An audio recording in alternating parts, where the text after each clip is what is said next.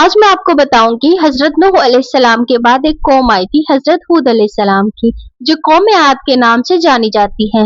वो आम इंसानों की तरह तो बिल्कुल भी नहीं थे। आइए जानते हैं उनकी सच्चाई। उनमें अल्लाह ताला ने इतनी ताकत अता की थी कि वो चलते चलते पेड़ों को ऐसे उखाड़ लेते थे जैसे हम किसी दरख्त से टहनी को तोड़ लेते हैं। जी हाँ दोस्तों, वो इतने ज्यादा ताकतवर थे कि वो दरख्त को तोड़कर उनको अपना हथियार बना लेते थे। उनकी आवाज ऐसी थी जैसे बिजली की गरज। जी हाँ दोस्तों, उनके अंदर एक खासियत थी कि वो उस रेतीली जगह पर अपने बड़े बड़े आलीशान महल बनाते थे और वो उस महल में अपनी जिंदगी गुजारते थे। लेकिन इनकी गुमराही क्या थी, आइए जानते हैं। जब हजरत नूह अलैहिस्सलाम की कौम हलाक हुई थी, उसके कुछ अरसे बाद ये अपने आप को बहुत ज्यादा ताकतवर समझने लगे थे और बुत परस्ती करने लगे थे। इनको लगता था कि इनसे ज्यादा ताकतवर दुनिया में कोई नहीं है। ये इनकी सबसे बड़ी गलतफहमी थी और वो कमजोर लोगों पर अपनी ताकत का गलत इस्तेमाल करके उन पर जुल्म करते थे। वो समझते थे सबसे ज्यादा ताकतवर हम हैं, हमारे आगे कोई नहीं है। लेकिन फिर आखिर में क्या होता है? अल्लाह ताला ने उनकी कौम पे इतना खौफनाक अजाब भेजा जब उन्होंने हजरत हूद अलैहिस्सलाम की बात मानने से इनकार कर दिया कि वो अल्लाह को नहीं मानेंगे। तो कुछ अरसे तक तो उनकी कौम पर यानी कौम आहद पर कुछ अरसे तक बिल्कुल सूखा कहर पड़ा। पानी का नामो निशान ही नहीं था। उसके बाद आसमान पर एक बादल छाया।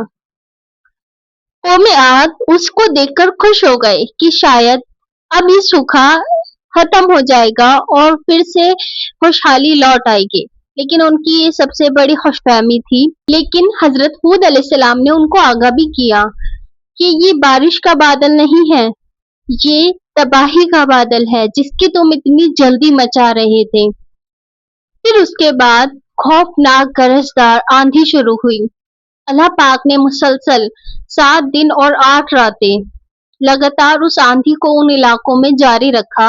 वो आंधी इतनी खौफनाक थी कि वो लंबे चौड़े ताकतवर इंसान उड़ उड़ कर ऐसे गिरते थे कि जब वो नीचे गिरते थे तो उनका सर अलग हो जाता था और बदन अलग हो जाता था। नऊज़ु बिल्लाह, इतनी खौफनाक वो आंधी थी। अल्लाह रब्बुल इज्जत कुरान पाक में फरमाता है कि तुम देखते हो कि वो लोग कैसे गिरे जैसे खजूर के खोखले तने गिरते हैं। जी हाँ दोस्तों, उसके बाद क्या होना था? उनके आलीशान बड़े बड़े महल, बाग बगीचे सब कुछ ऐसे तहस नहस हो गए थे जैसे कुछ कभी था ही नहीं।